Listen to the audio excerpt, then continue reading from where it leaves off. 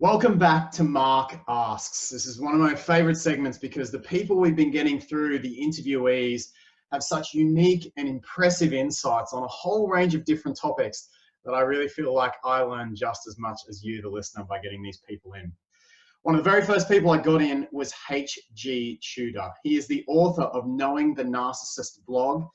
He owns narcissist.com. You can find him on Instagram at Knowing the Narcissist.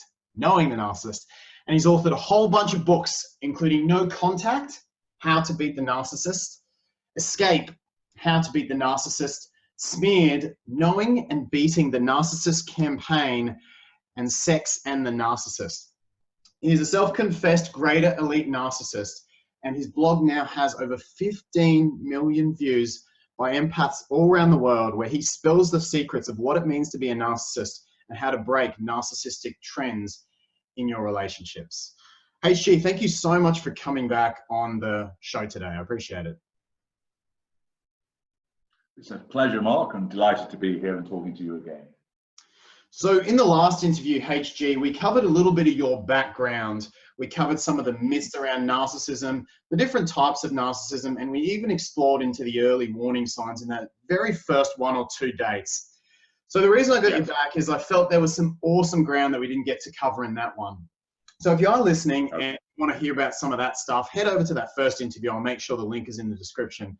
Today, what we're getting into is how to break narcissistic trends in your relationships, how to know if you're currently in a narcissistic relationship, and we even go into a little bit of a deeper insight about narcissists. So I've got some questions here from you, the subscribers, that you wanted to ask HG, and I even have one from my own interest, just to really explore the mind of a narcissist and how it works and how you can use that information to empower yourself. I did get a couple of comments on the past interview. Hey, this triggered me. This was hard to listen to. You know, if that's you, I'd really encourage you to stick with it, because even though it can be hard to listen to, this is really empowering learning content that HG is sharing. And even if you have to small chunk it, just take 5 minutes or 10 minutes at a time, absorb it, take it in, and then come back. Because if you apply these lessons, you really can empower yourself a long, long way to not having these relationships in your life. So I've done most of the talking, HG, so it's time to get over to you. And we're going to jump straight into it today with your expertise. And this is really your bread and butter, straight into the signs and what women need to be looking for. In the last interview, we talked a little bit about the very early signs. So we talked about that first, second date. And what I want to address first is, can you tell the listeners some signs that a month in, maybe 2 months in, you know, that we're through that first little period, how does someone know, how does a woman know that they can be heading down that path of a narcissist in a narcissistic relationship?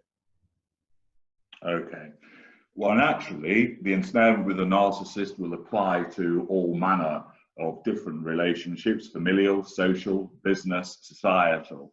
But we'll focus on the romantic one. That's because that tends to be the one where people find out to the greatest extent that they have been ensnared by a narcissist, and it invariably is the one which causes the greatest hurt and devastation to an individual.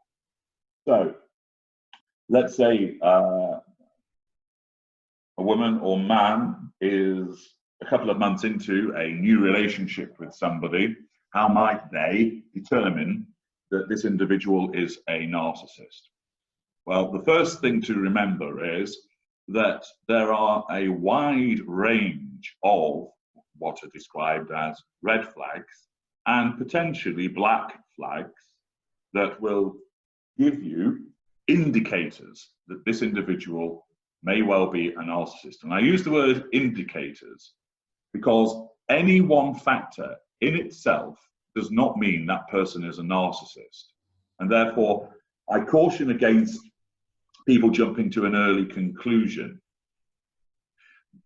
Although there are many of our kind, of far more than people realize, one shouldn't race to the conclusion that because this individual repeatedly turns up late for dates, that means that he is a narcissist.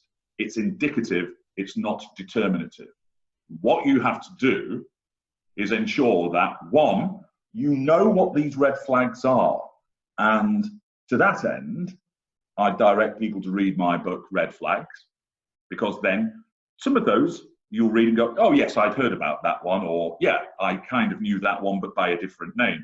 But I guarantee there'll be many in there that you had no idea were indicators that this person is likely to be a narcissist. First thing is, educate yourself as to knowing the signs. It's a little bit similar to what are the signs that someone, for instance, might have meningitis. You look for a number of signs in aggregate to determine it, and then you go and get the expert opinion. You go to the hospital. So just because someone has a rash, that does not mean that they've got meningitis, but it may well mean that they have, and you look for other things. So similarly, one red flag doesn't mean this person's a narcissist.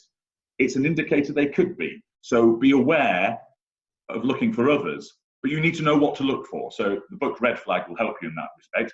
The book Black Flag deals more with the abuse side of them. The red flag talks about them in the seduction stage, and black flag deals more with those when it's the abuse. But you need to know about all of those, because if you don't know about them, how will you spot them?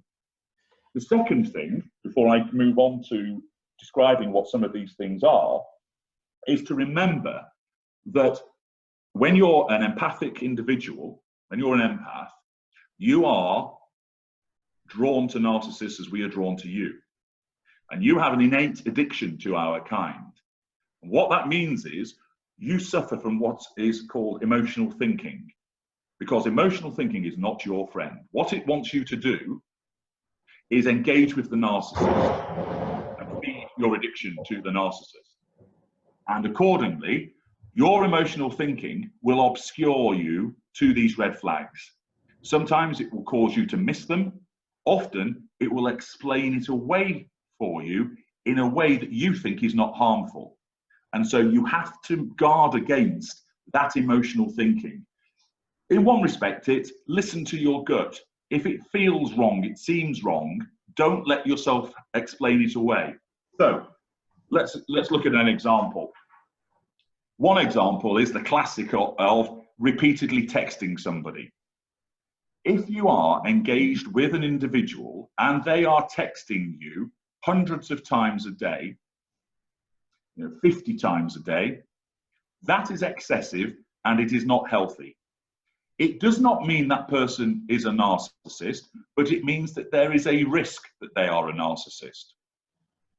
And it's being done, one, because it's establishing a bond with you as we're seeking to control you. Two, it's being done to provoke, in a nice way, a response from you, because if we say, oh, you're my soulmate and you're wonderful, and you write back, oh, you're my soulmate too, I think you're absolutely wonderful, you're giving us a nice dollop of fuel. And as you know from previous discussions, Mark, fuel is the lifeblood to the narcissist. Also, when we are sending you lots and lots of messages, we are monopolizing you, and we are keeping you to ourselves and away from other influences. So that kind of behavior is an indicator of a narcissist. Yes, you might get somebody who is not a narcissist who behaves that way, and there won't be any of the other factors that I will describe present. So if you don't see those other red flags, you read the book and you don't identify them, but this one person texts you a lot, then they're probably narcissistic, but not a narcissist. And the spectrum is something I think we'll talk about later on with regard to where people sit in terms of these behaviors. However, you should be aware, if someone's texting you a lot, be on your guard, because more likely than not, you're going to be dealing with a narcissist. Because somebody that's healthy and normal will text you a bit back and forth. There'll be a flurry, 10, 15 texts for a few minutes, and then it stops. Why? Because you get on with your life, they get on with their life. And you also both recognize boundary recognition. I am not going to keep texting this person because I'm intruding on their day and stopping them doing what they're doing. Yep. I have empathy for that person. That means I recognize they're busy. I'm also busy myself. I don't feel the need to monopolize. So a healthy individual instinctively wouldn't do it. Whereas the narcissist, having no boundary recognition, instinctively regards it as our right to keep texting you. indeed, it becomes a necessity to exert that control. So that's an early example. So, for instance, if you're dealing with somebody who claims to have some kind of spiritual connection with you, so they trot out phrases such as, I'm an angel that's been sent to guard you, or the classic, you're my soulmate, or sense a deep invisible bond between us that has brought us together. Oh, it sounds all wonderful and romantic. It sounds deliciously heaven sent. But that is a warning sign, because it's exhibiting the grandiosity of a narcissist. I've been sent from heaven. Got it. And you're explaining something really interesting that I've touched on with clients in a different context, is almost, yeah, you know, if someone comes in and it just doesn't make sense, like it feels unhealthy, you're my soulmate after a first week, as much as we want to dive into that fantasy, it's not coming from a healthy place. And you're actually saying it can be coming, that sort of stuff, from a very narcissistic place. Absolutely right. Again, another red flag is being over complimentary, or the compliment not being proportionate to the individual. So I'm sure many listeners will have found an occasion whereby they know that they're not bad looking, they know that they're in reasonable shape, and they know that they're pretty decent in the sack. But the narcissist will say, you're the most beautiful woman that I've ever met. You're better looking than Sofia Vergara, for example, Nicole Kidman. You're better looking than Heidi Klum. And you are absolutely sensational between the sheets. I've never had sex like this. It's monumental. And that person thinks, oh, it's really nice that they're saying all of these things, but honestly, I'm not all that. If you're thinking that, and it's nice to be complimented, everybody likes praise. But if you're thinking, hang on, this guy is going a bit overboard with this, not only does it not match how I think about myself, but also it's over and over and over and over. Those are red flags again. Indicative, not determinative. Again, someone may be just very polite. But what tends to happen is you might get somebody who is complimentary quite a lot because they're well-mannered and polite, but it will at least match up to the situation. So they won't engage in this hyperbole of describing you as the most sexually proficient person in the continent, when you know yourself you aren't really that good. And what's manifesting here is the infatuation that the narcissist has. When you are in that early golden period, when we're seducing you, we are infatuated. And that means that your great big hook nose is actually a really noble and endearing feature that you have. Everything we see about you is painted in this golden, this white light. You're the best thing since sliced bread. And it actually bears no resemblance to the reality. And of course, later on, when you're being devalued, your hook nose will be called that. You're a crone and you look like a witch. And you'll, of course, be thinking, hang on a second, 6 months ago, you said I had a really noble nose. So if somebody's complimenting you and you feel that it is excessive compared to what you know about yourself, that is a red flag. Add to that, if the compliments are flowing thick and fast through the day and through the night, day after day after day, that's also a red flag. The occasional compliments here and there, that's fine. Compliments, you know, in the morning, oh, you're getting ready to go out, oh, you look absolutely beautiful. Then that's fine, that's healthy, because you've dressed up, you've put some makeup on, and that's a nice compliment to receive. But if you just staggered out of bed and your hair's all over the place, and you're being told that you look absolutely radiant and sensational, that doesn't really stack up. And if you're being complimented nearly on the hour, every hour, that's excessive and is part of the infatuation, the desire to provoke you to gain fuel, the control, etc. So there is another red flag. There's also the mirroring. If we like too many things that you like, and we dislike too many things that you dislike, that's a red flag in itself. Of course, there are similarities between people. You both like cross-country skiing, for example. That's fine. But if you've met somebody and they seem to like absolutely everything that you like, and they also dislike nearly everything you dislike, that's unnatural. That just does not happen. And what's occurring is the narcissist is mirroring you. For most narcissists, being lesser and mid-range, it's instinctive.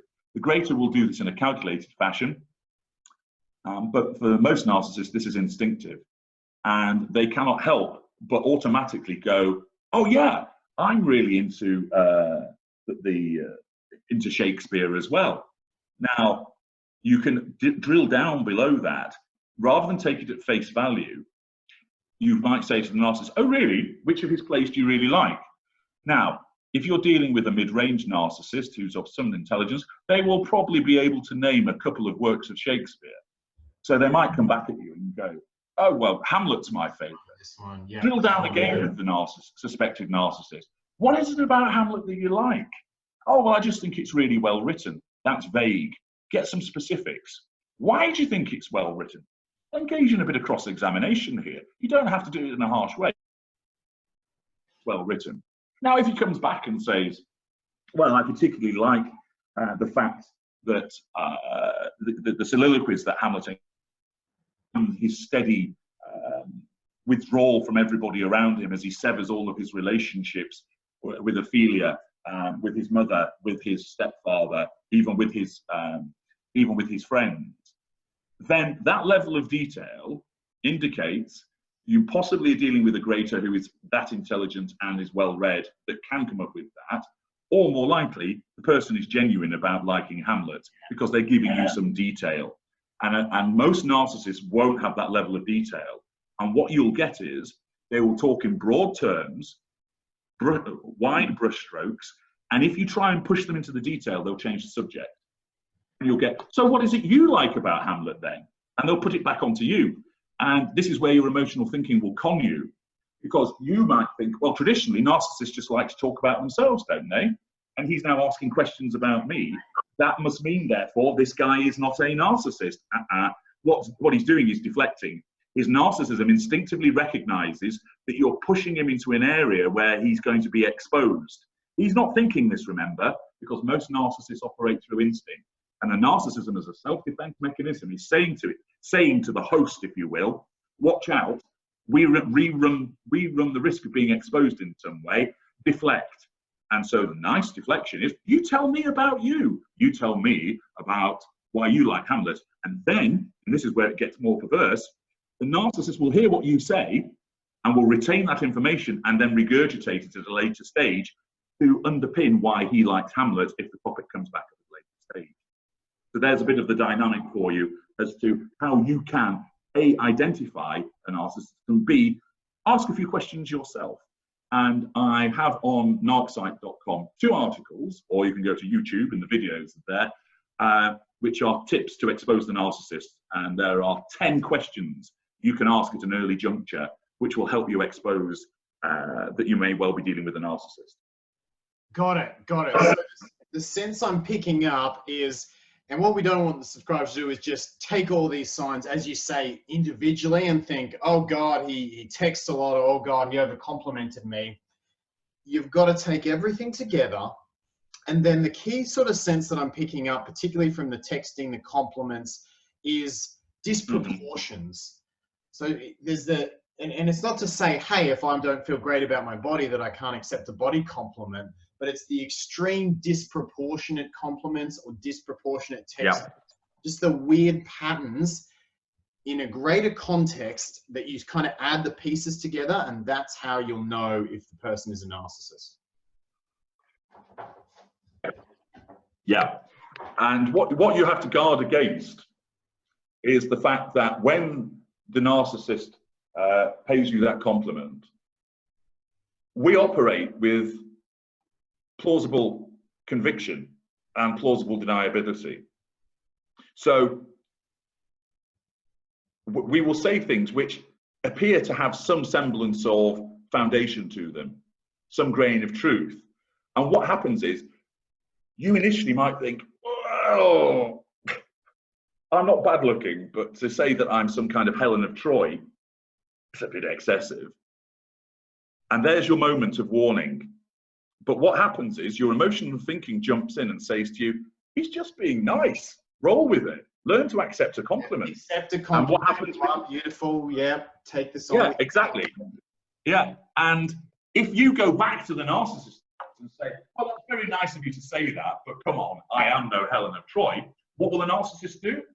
They will then use this convincing behavior and say to you, we will say, oh, but you are to me. Beauty is in the eye of the beholder, and start trotting out some platitudes. What happens then? Your emotional thinking gets hold of it and thinks, sounds convincing, just accept the compliment. And most empathic people are self-flagellators. And so they'll go, oh, I'm not really good at accepting compliments. I know that about myself. So I need to learn to accept compliments. I need to learn that actually this guy's being nice. And you're also tricked, because what may well have happened is your previous relationship was an awful one. Why? It was with a narcissist, but you haven't realized that. So you've been hurt by that douchebag. And when you now deal with this, your emotional thinking is saying, accept the compliment. Isn't it nice that he's being so delightful and loving towards you, particularly after that douchebag you had to deal with? Bang, you're conned again. Your emotional thinking has jumped in. When you pick up on this red flag, it's a red flag for a reason. It's warning you. Your emotional thinking is trying to take you away from seeing it, and is trying to euphemize it, dilute it. You must not let that happen. And how do you balance that? Do you not accept compliments? Do you, because it is a good thing to be a receiver of compliments. And it's something I talk about all the time. Yeah. How do you find that balance? Well, first of all, you can accept that compliment, but what you need to do is, in essence, you make a note, not a mental one, you write it down. And I offer a service called Date Defender, where I explain to you, when you're doing this dating and you've an awareness about narcissism, I can explain to you a technique that you can use. So that's why I can't go through it now. But there is a technique that you can use that builds what I call logic defenses, so that you actually spot red flags quicker and you listen to them and you act on them. So it enables you to apply 𝐲𝐻Go, get out and stay out. So yeah, so I can assist people with that. And what I also do is people describe the nature of a date, 2 or 3 dates, what happened, what was said, tell me more about that person, and I'll analyze it for them. And I come back and basically I mark it up with amber flags, red flags, and black flags. And then you can look at it. I'm objective and I'm dispassionate. I'm not in the relationship, so I can see it more clearly. What you've got to do is think to yourself, I have been burned by narcissists before, therefore I am attracted to them, they are attracted to me. There is a high risk that when I start dating, I will meet another narcissist. I don't say that to frighten people into never dating again. There are 7 billion people on this planet. Narcissists are still in the minority. You will find good, empathic, normal people. The problem is, most people have been burned by a narcissist. You keep drawing us to you and you don't spot. The key to dating is not finding a good person, it's avoiding the wrong people. And when you learn to avoid us, you will automatically then find the good people that are there. And so what you can do is, you know that you are vulnerable to narcissists, and anything that says to you, oh no, I know all about narcissism, I'll never get caught again, that's emotional thinking. Got it. If you recognize I'm at risk and it could happen again, then what you do is you read red flag, you read black flag, and err on the side of caution. It is far better in your net of narcissism catching to dredge up the occasional non-narcissist by mistake than don't apply a net at all and keep getting caught and caught again. Yeah, if you happen to reject somebody who wasn't a narcissist, it can happen, no biggie. There's plenty of other people out there. What's far worse is that you just don't try and you keep getting ensnared by narcissists. Because it does happen. No matter what you think you know about it, if you do not apply the knowledge, if you do not get your emotional thinking under control, you will get caught again. I've seen it happen. So you can learn about these red flags, and through Date Defender, I can assist people. And also I offer a narc detector consultation, which is hugely popular, where people answer a questionnaire and I tell them, are you with a narcissist or not? And if you are, what school and cadre they come from, so people understand what they're dealing with, and then they can fashion their response appropriately and know what to expect. And that's hugely popular. And it's not the case that everybody is a narcissist. There are plenty of people I say, no, this person is not a narcissist. They might be narcissistic. So you can deal with that. But in terms of this, some of the signs, it's people claiming to have a spiritual connection. It's disproportionate compliments. It's being over complimentary. It's the monopolization of your time, where we seek to isolate you. And isolation might be by monopolizing your time, or actively cutting you out of the lives of other people by saying, oh, your friend Sandra, I think she's jealous of what we've got, you know. There's a subtle form of triangulation. The narcissist has instinctively recognized that Sandra is probably onto him. She might not know he's a narcissist, but she realizes there's something not right. Yeah, and so she's saying to the victim, this new guy, you want to be careful of him.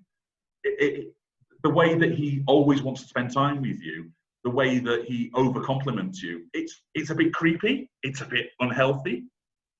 And she might know, or she might even say, I think this guy's a narcissist. And so we will instinctively, yeah, so the narcissist recognizes these interfering factors, and we want to keep them away.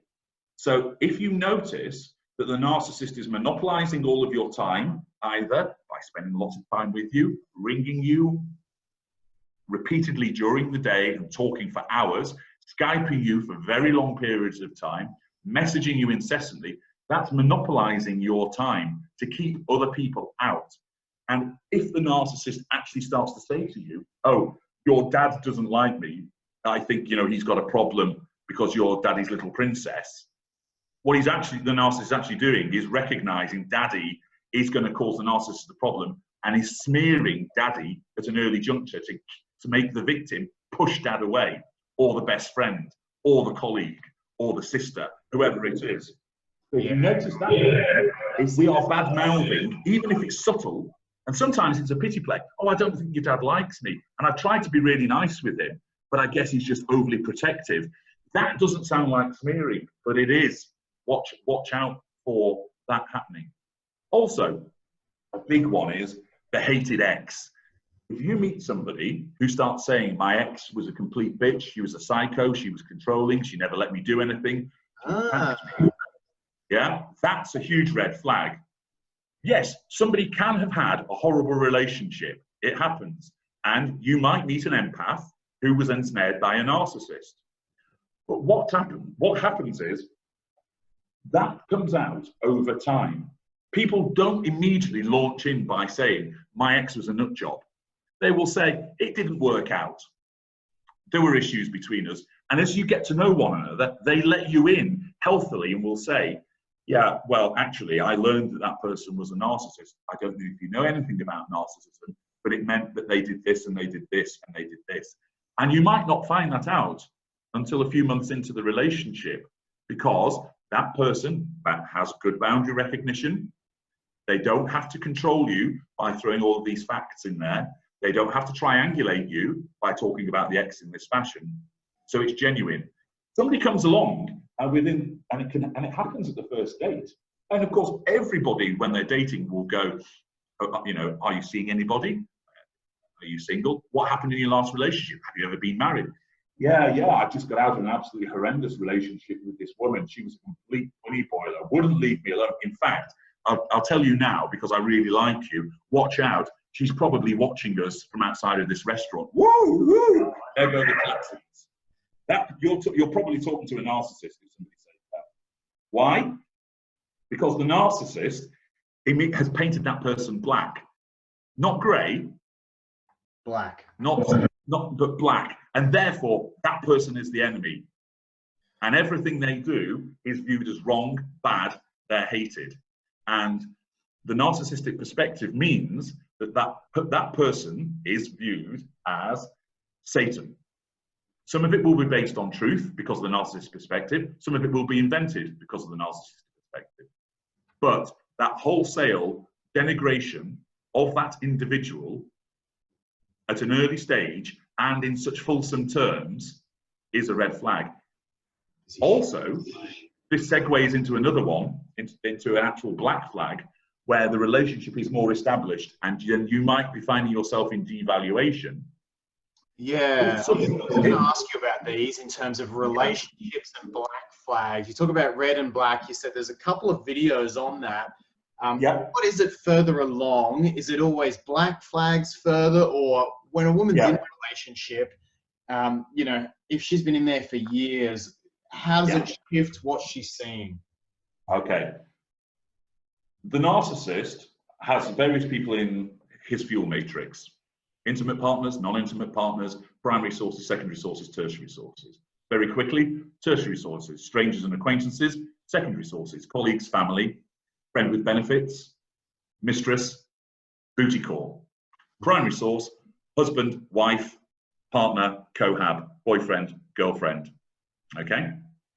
Yep, got it. Most narcissists will have a primary source. Keeping this within a romantic setting, if you're the intimate partner of a narcissist, you will either be a dirty little secret, you'll be an intimate partner secondary source of a shelf variety. So that's where you get a weekend with the narcissist, then you don't hear from him really for 2 weeks. You're picked up and you're put down, or you're the primary source, which means you have, on the face of it, the conventional relationship of you spend a lot of time together, you get married, you live together. Now, if you're the primary source, you will be devalued at some point. It could be after 3 months if you're really unlucky. It might be, more traditionally, it's anywhere between 8 to 18 months. Sometimes it can be a bit longer. Right, so it's fine until then, or you're seeing these other you might notice the occasional warning sign, but largely you're treated well. You're wonderful, you're the best thing since sliced bread, you're heaven sent, you're treated well, you're love bombed, you're bought lovely gifts, the sex is fantastic, you're introduced to friends and family, you're described as being this absolutely wonderful and stunning person. Everything's good. Sometimes it really is out there, absolutely gloriously wonderful it is. Other times it's just really nice, really pleasant, and appears really loving. And other times it's good. Nothing amazing, but it's good. But there's an absence of anything horrible. Okay? Okay. Then devaluation, as the sun always rises in the east, and we're all going to die at some point, devaluation will happen because as fuel becomes stale, or you're not providing it often enough, or you're not providing it in large enough quantities. We basically become bored with the primary source, and thus you are devalued. We don't get rid of you then because we haven't got a replacement lined up. So we can't disrupt our fuel supply. So you are devalued to freshen it up.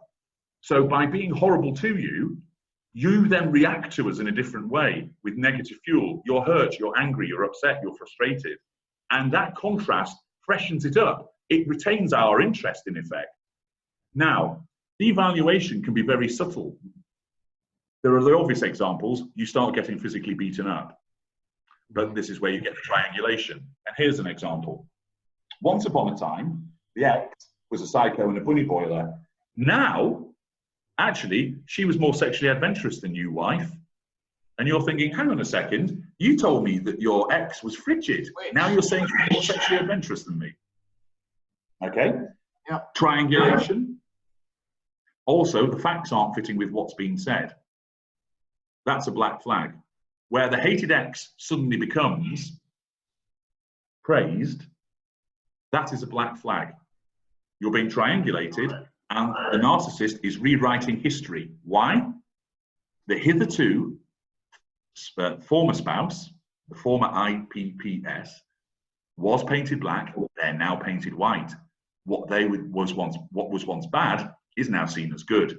You, as the current IPPS, the current spouse, what was once good about you, when you were painted white, you're now painted black. So let's go back to what I mentioned earlier on in our discussion, Mark. That big nose of yours was once described as noble, you're painted white, you now look like a hag and a crone and a witch, you're painted black. What was once good is used against you. We are fluid, we are chameleons. So Your flat, where we once said, oh, isn't it cozy and compact and I feel safe here, when you're devalued, it's too small here, there isn't enough room to swing a cat, and the pressure on your shower is rubbish. Hang on a second, you never complained about this before. Yeah? And of course, what happened? You say, you never complained about this before, and you might say that with some consternation and possible hurt.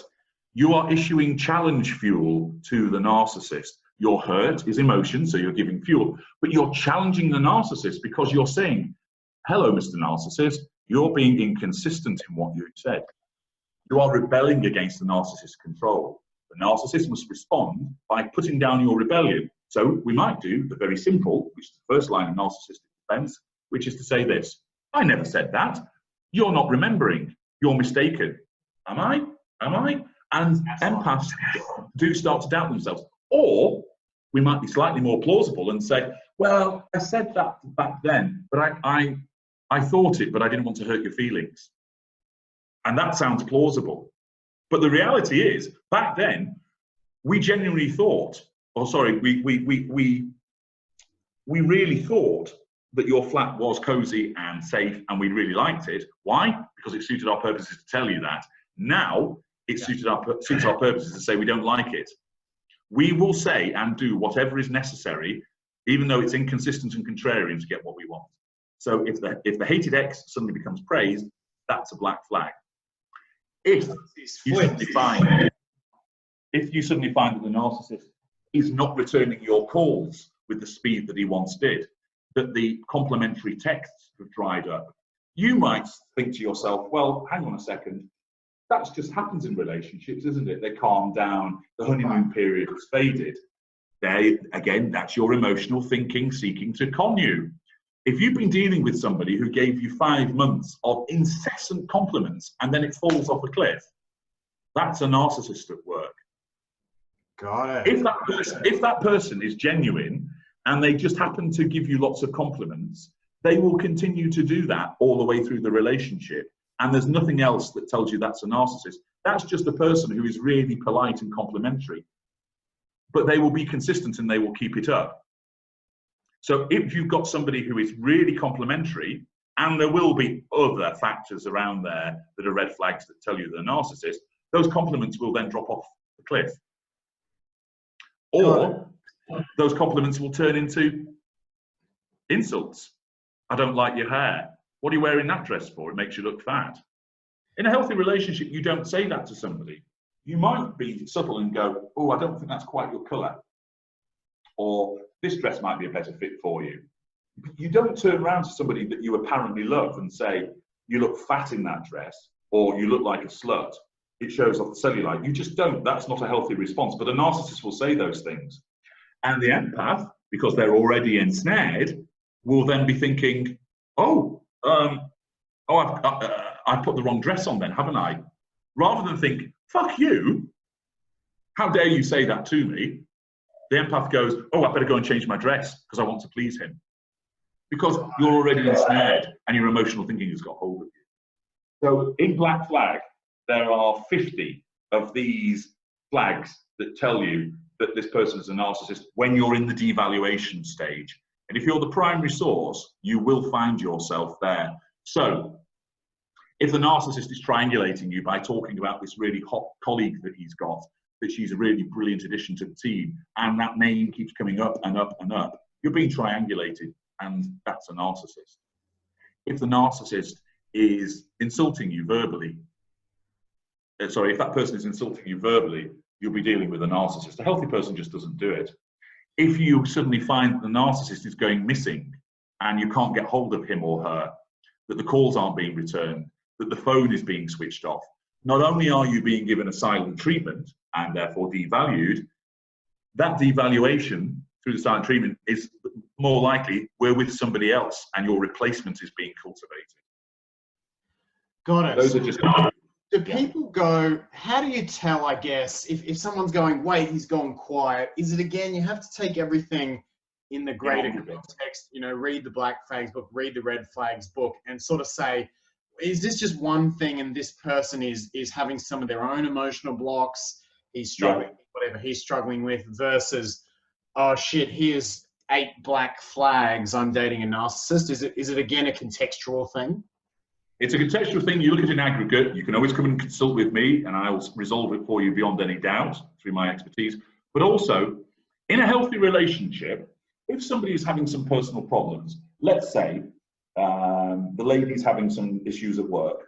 A couple of members of her team aren't around. She's got a heavy workload. She comes home. She's a little bit quiet, and her partner will go, "Are you okay? You're a little bit quiet." "Yeah, I'm sorry. I'm just having quite a bit of problems at work. I'm just going to go and sit in the garden on my own for an hour. So if you just leave me be, and then I'll pop back in, I'll be okay." That's healthy. They will say why they're removing themselves. They will say why they're being quiet. They won't just disappear. Yeah. So if somebody disappears without explanation, that's an alarm bell in itself. A healthy person doesn't do it.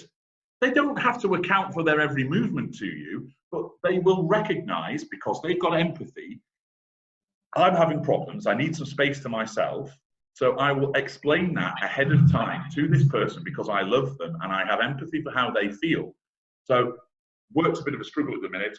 I don't really want to talk to anybody about it. I just want to sit on my own and gather my thoughts. It's a lovely day. I'm going to pour myself a glass of Chablis, sit in the garden for an hour. Can you just leave me be? And then I'll come in and we'll have a chat about things, about my day. Yeah, sure, you go and do that. Yeah, so just that communication is there. They're doing behaviors that make healthy sense. Yeah. Yeah, awesome. That's right. So if you're uncertain, if you feel uncertain about the situation, if you feel that it's putting you on edge and anxious, listen to that. That's your logic trying to warn you something's wrong. It's not that you're the problem. It's not that you're neurotic. It's not you're an excessive worrier. Your emotional thinking will try and take you down that route. It's not. That's logic saying to you, there's a problem here. Listen to me. Listen to me. Your instincts kicking in, being like, this isn't. And if you have those doubts and you feel, I can't quite work it out, consult with me. There is the Date Defender. Date Defender. Yeah, so you've got your Date Defender. You've got your personal consult with you. And of course, that's right, which we'll touch on as well.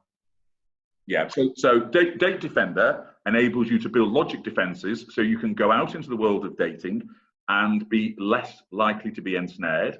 There's an alternative form of date defending where if you're already out there dating, I'll analyze what's been happening to tell you whether you've got amber, red or black flags. So then you can make a decision to get out and stay out, or proceed with caution, or think, no, this is good.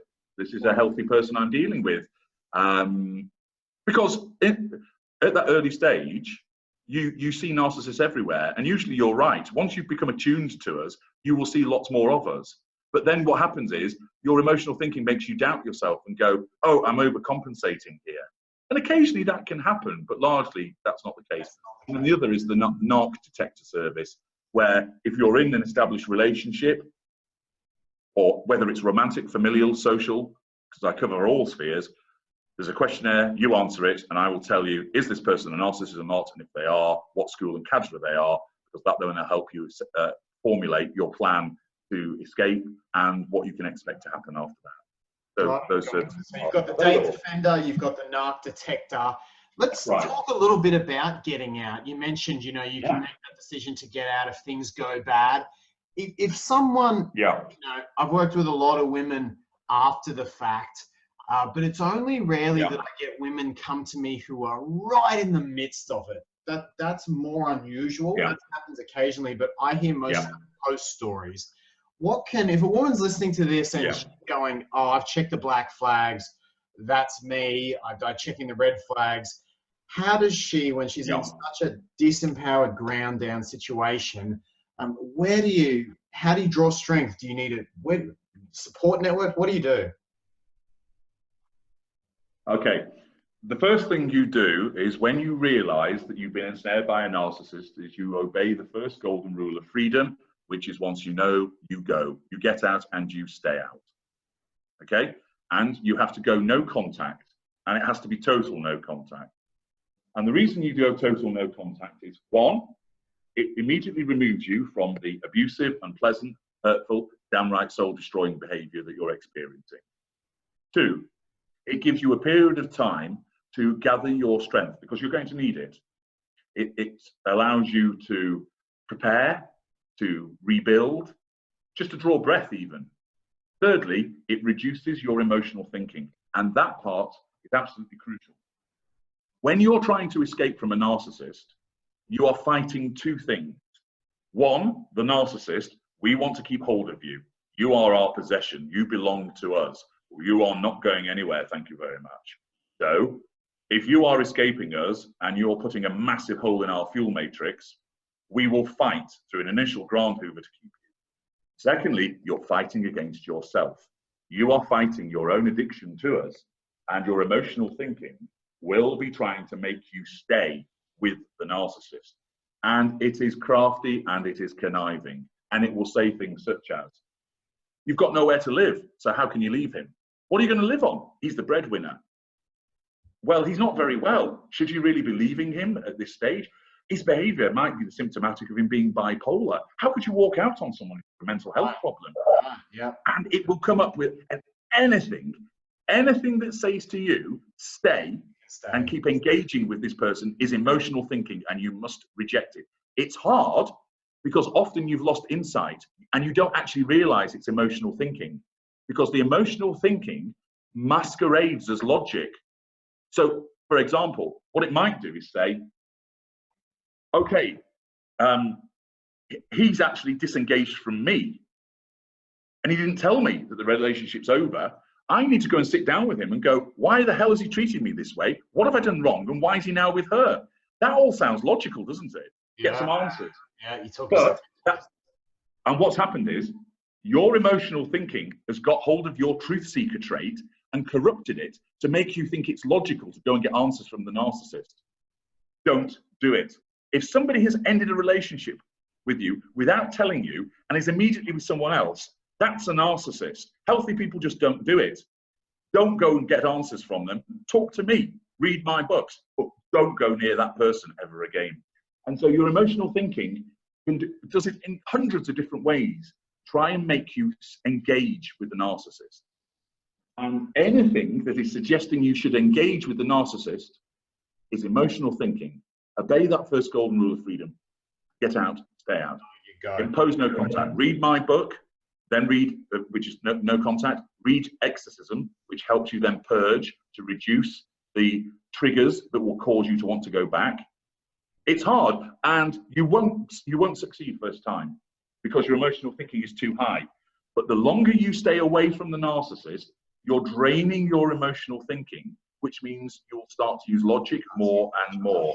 And the beauty of it, Mark, is that alongside that, those feelings of anxiety, of upset, of hurt, need to get answers, need to make the pain go away, those sensations will, over time, go because you're reducing your emotional thinking.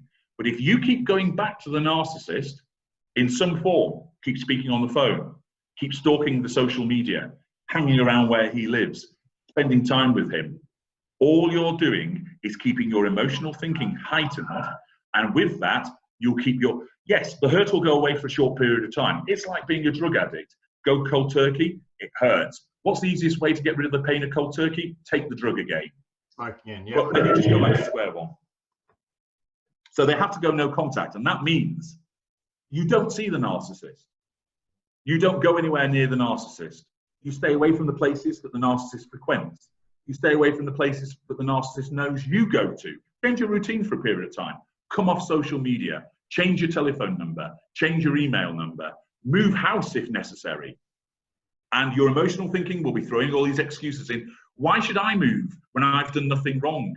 Right. It's not fair. Of course it's not fair, but this isn't about fairness. It's about doing what's right for you. How do you deal with it if, say, there's, say you work together or there's kids involved? Right, okay. If you work together, the starting point is go and get another job. That's total no contact. It is.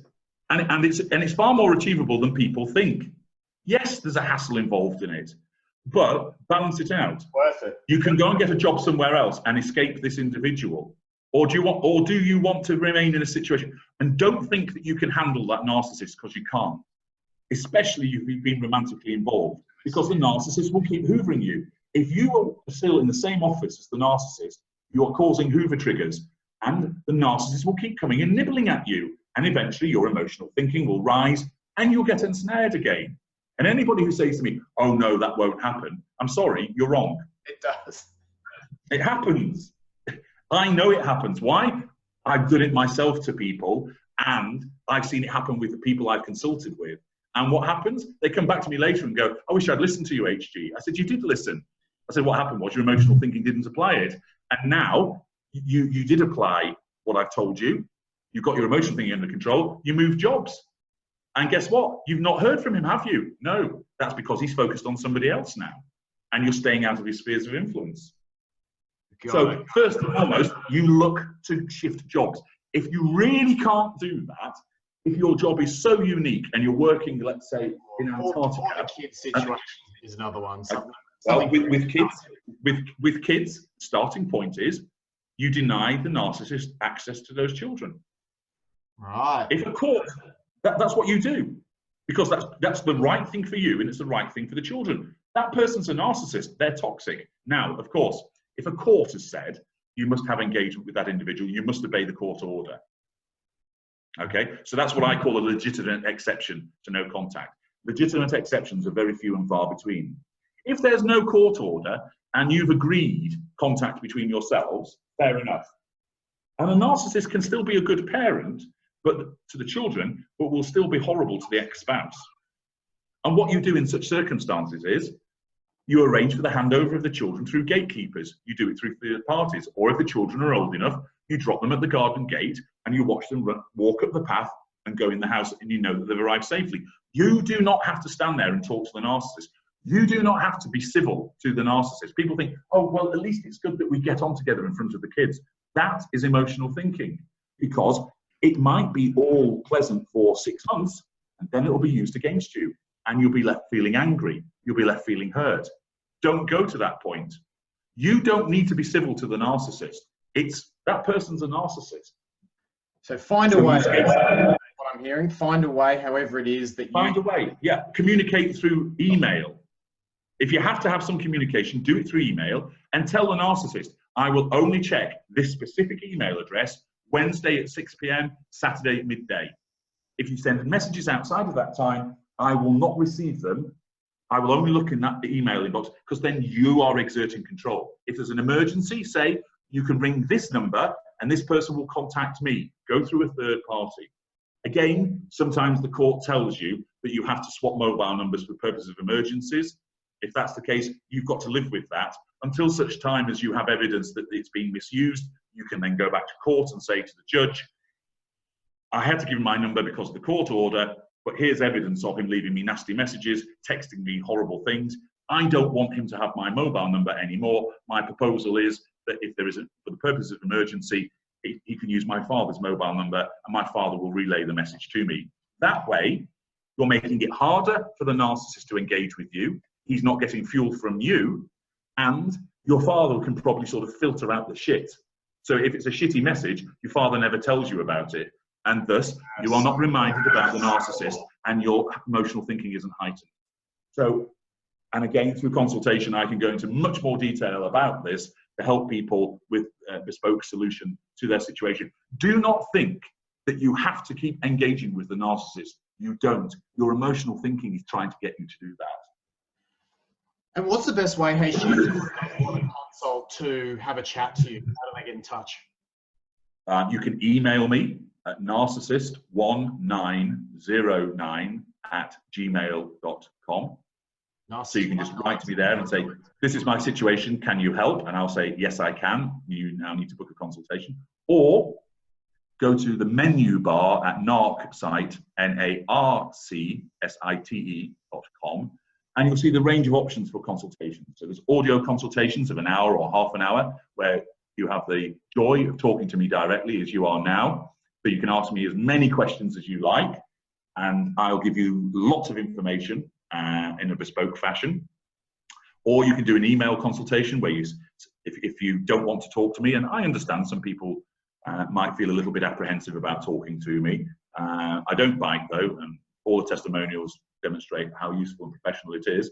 but you can send me the background, ask me 4 questions, and then I'll send you a sound file back answering everything for you. I do it as a sound file. 1, it's faster for me. 2, I pack more information in for you rather than me writing back. Yeah. Narc detector, you set up, you answer the questionnaire. I give you a sound file analysis. Date defender, similar. So there's a range of consultations there. HG, I have a question of my own that came up from the previous interview. We talked at the end, I said, can a narcissist love? And you gave me a very categoric answer. You said, a narcissist cannot love. Correct. And that really paused me, first of all. And I know it paused a lot of the listeners. And then it got me thinking, you know, it's the way it was categorized, it was very black and white. So it was almost like it's daytime or it's nighttime. You either are not with a narcissist and it's daytime, or you're with a narcissist and it's nighttime. And my analytical brain went into this and said, well, there's always some gray areas in these things. I mean, is there like a threshold of mirror neurons where someone is suddenly, they cross some threshold and they go from being able to love to not being able to love? Or is there some sort of gray zone in between? Because self-interest is important to some degree, not just in human, but in all the animal species. We all need a degree of self-interest. I don't know if that's a degree of narcissism or just a degree of natural self-selection. But yeah, is there a black and white line between a narcissist and a non-narcissist, or what's the go there? Well, there are a few things that come out of that excellent question. The first is this: human behavior is complex. It exists on a spectrum. You have people who fall within the empath group. You then have people who are empathic but not empaths. You have normals. That's the vast majority of people on the planet. Normals have some narcissistic traits and some empathic traits. And you're absolutely right. Everybody has self-interest. You have to get through the world. Right. My cat has self-interest. Right. Yeah. So everybody has self-interest. And that is a narcissistic trait. Everybody has narcissistic traits. Empathic people have them. Empaths have them. Doesn't mean that they're bad. Narcissistic traits like pride can be used for good. If you are proud of how you look, you eat healthily and you exercise, that's good for you. But that doesn't hurt anybody else. But if you go to the gym to the exclusion of members of your family, so you are reneging on family responsibilities and obligations, that's the behavior of a narcissist, because your self-interest strays into harm for other people. Okay? Got it. And on the spectrum, you then have narcissistic people. So narcissistic people still have some empathy. So a quick example of that is pop star at a sound check, perfectionist. Why? They're narcissistic. Narcissistic trait of pride, of jealousy, that they see another performer and they want to be better than that performer. They don't like being second best.